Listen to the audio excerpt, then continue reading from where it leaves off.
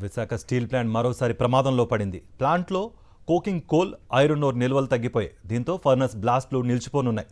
ఈ పరిణామంతో స్టీల్ ఉత్పత్తి నిలిచిపోయే ప్రమాదం ఉందని కార్మిక సంఘాలు అంటున్నాయి. బ్లాస్ట్ ఫర్నస్లలో తగిన టెంపరేచర్స్ మెయింటైన్ చేయకపోతే విషవాయువులు కూడా విడుదలయ్యే ప్రమాదం ఉంది. ఉద్దేశపూర్వకంగానే యాజమాన్యం నిర్లక్ష్యం వహిస్తోందని పోరాట కమిటీ నేతలు ఆగ్రహం వ్యక్తం చేస్తున్నారు. ఇదే అంశానికి సంబంధించి మరింత సమాచారం మా ప్రతినిధి అనిల్ అందిస్తారు. అనిల్.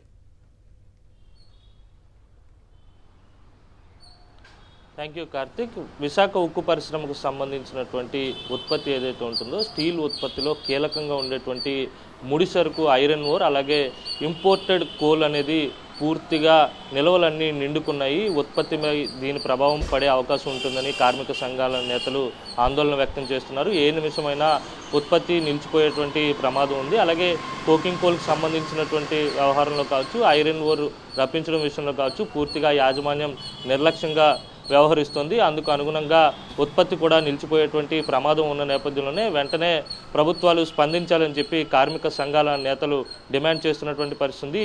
ఈ నెల 3వ తేదీన ఇప్పటికే కావాల్సినటువంటి ముడి సరుకు ఇప్పించాలని చెప్పి ముఖ్యమంత్రి చంద్రబాబు నాయుడిని పోరాట కమిటీ నేతలు కలిసి ముడి సరుకు ఇచ్చే విధంగా కేంద్రంపై ఒత్తిడి తీసుకురావాలని చెప్పి వారు కోరడం జరిగింది. ఆ నేపథ్యంలోనే చంద్రబాబు వారిపై సీరియస్ అయినట్టుగా కూడా మనకి సమాచారం అందుతుంది. కార్మిక సంఘాల నేతలు అక్కడికి వెళ్ళినటువంటి వారంతా కూడా తీవ్రంగా ఆవేదన చెందారు. చంద్రబాబు మాటలు తమకు చాలా బాధ కలిగించాయని చెప్పి పోరాట కమిటీ నేతలు కూడా చెప్పడం జరిగింది. అయితే ఈ వ్యవహారానికి సంబంధించి పూర్తిగా కేంద్ర రాష్ట్ర ప్రభుత్వాలు దృష్టి పెట్టి స్టీల్ ప్లాంట్లో ఉత్పత్తి ఆగిపోకుండా చూసేందుకు తగిన చర్యలు తీసుకోవాలని చెప్పి వారంతా డిమాండ్ చేస్తున్నారు. ఒకవేళ బ్లాస్ట్ ఫర్నేసులు కనుక ఆగిపోతే మళ్ళీ తిరిగి ప్రారంభించడానికి చాలా ఖర్చుతో కూడుకున్న వ్యవహారం కనుక ఉత్పత్తి నిలిచిపోకుండా తగిన జాగ్రత్తలు, అలాగే తీసుకోవాల్సినటువంటి చర్యలపై వెంటనే స్పందించాలని కోరుతున్నారు. మరోవైపు బ్లాస్ట్ ఫర్నేసుల్లో తగిన టెంపరేచర్ కనుక మెయింటైన్ చేయకపోతే బ్లాస్ట్ ఫర్నేసుల నుంచి విషవాయువులు కూడా విడుదలయ్యే అవకాశం ఉంటుందని, ఈ నేపథ్యంలోనే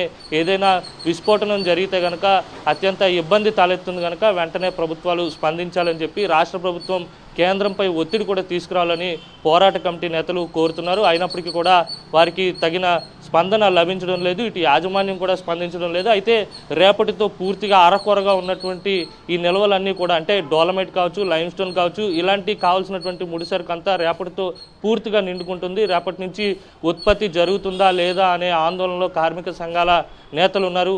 యాజమాన్యం స్పందిస్తుందా లేదా, లేదంటే స్థానికంగా ఉన్నటువంటి ఎంపీ భరత్ ఇప్పటికే ఈ వ్యవహారానికి సంబంధించి నోరెత్తలేనటువంటి పరిస్థితి ఉంది. అలాగే ప్రభుత్వం కూడా, రాష్ట్ర ప్రభుత్వం కూడా కేంద్రంపై ఒత్తిడి తీసుకురావడంలో తీవ్రంగా వైఫల్యం చెందిందని అక్కడ ఉన్నటువంటి పోరాట కమిటీ నేతలంతా కూడా చెప్తున్నటువంటి పరిస్థితి స్పష్టంగా కనపడుతుంది. Karthik. Right Anil, thank you for the update.